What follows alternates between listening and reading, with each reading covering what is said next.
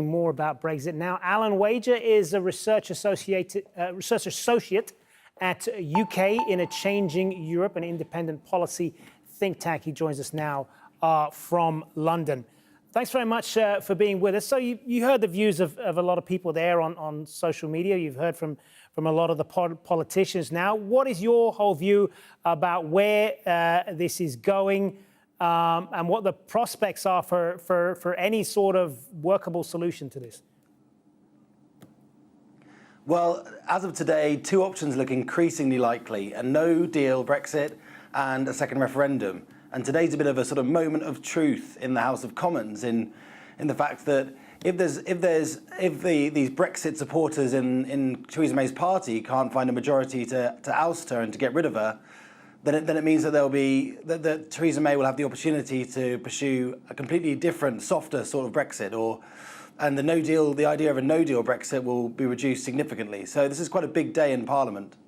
So okay, let's talk about that scenario then. If she wins, if she survives this vote and she moves towards a sort of Norway-style Brexit, an even softer Brexit than the people who wanted to oust her wanted, what's that going to mean then?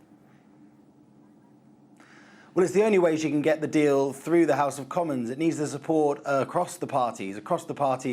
So the Labour Party and some members of the SNP, for example, that's who she's looking to support the deal if she can get it through tonight, if she can win this confidence vote. She's never going to find a deal that will have the support of these pro-Brexit supporters in her Conservative Party. So she's looking for support from the Labour Party. But if she can survive tonight, then that's possible. But even if she just scrapes through, then her position might become untenable as leader of the Conservative Party. And what about a second referendum then? Well, one of the options would be a second referendum. If she could guarantee a second referendum as the price of saying my deal, we'll go through with it, or we'll have a second referendum, she'd almost certainly have a majority in the House of Commons. And increasingly, that's looking like the way out for her, because if she's against a no-deal Brexit, and we heard from people in Kent who said that would cause a lot of social and economic disruption, and she's against that, then actually increasingly the only option might be some sort of further referendum on the deal.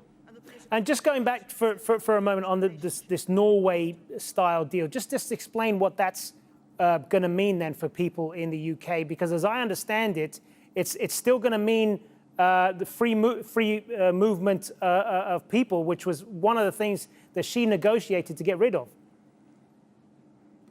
Yeah, so Brexit is about trade-offs between the economy and political ideas and people in Britain didn't want to keep freedom of movement, but they also didn't want damage to the economy. And what Norway means is you minimise the damage to the economy, but you don't get the things people want. People wanted to end freedom of movement, and you wouldn't get that either. So a lot of opponents in her party say this is sort of not Brexit at all. This is not what people voted for. So to get this sort of deal through, she'd need a lot of support from her opposition. She would struggle to get that with just her own party. And that sort of Brexit, this sort of soft Brexit, could become increasingly likely if she faces down her opponents in her party today. Yeah, interesting to get your perspective on all of this. Alan Wager, thanks very much for being with us.